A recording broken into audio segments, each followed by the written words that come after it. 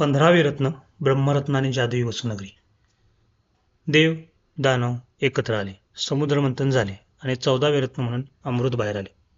ह्या अमृतावरून भांडणं सुरू झाली आणि समुद्रमंथन बंद पडलं. किंवा देवदानवांना असं वाटलं की समुद्रमंथन बंद पडली.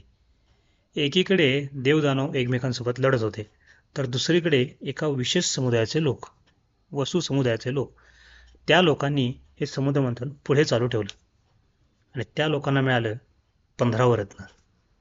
काय होतं हे समुद्रमंथनातून बाहेर आलेलं 15वं रत्न? समुद्रमंथनातून सर्वात पहिल्यांदा अतिशय हल्लाहल असं विष बाहेर आलं. त्यानंतर हळूहळू फलदायी वस्तू बाहेर येऊन 14व्या वेळेला अमृत बाहेर आलं. अमृत ही अशी गोष्ट होती जी कुठल्याही सजीवाला अमर बनवू शकत होती, चिरायू बनवू शकत होती. 15वे रत्न हे त्यापेक्षाही जास्त फलदायी असणार होतं. काय होतं हे 15वं रत्न?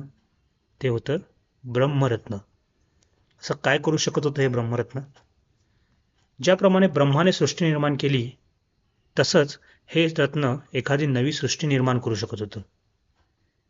ते ब्रह्मरत्न एखाद्या जगाला चिरायू बनवू शकत होतं. फक्त सजीव नाही, तर संपूर्ण सृष्टीच निर्माण करू शकत होतं. देव आणि दानव यांच्या अज्ञानामुळं ते अमृतापलीकडे कधी पाहूच शकले नाहीत. पण वसु समुदायाच्या लोकांनी समुद्रमंथन पुढे चालू ठेवलं आणि त्यांना मिळालं हे 15वं रत्न. देव आणि दानव त्रिलोक मिळवण्यासाठी आपापसात भांडत राहिले. पण वसु समुदायाच्या लोकांनी मात्र हे 15वं रत्न वापरून स्वतःचं वसुलोक किंवा वसुनगरी ही जादुई नगरी निर्माण केली. ही नगरी अतिशय भरभराटीला आली. स्वर्ग सुद्धा फिका पडेल असं वैभव या वसुनगरीमध्ये आहे.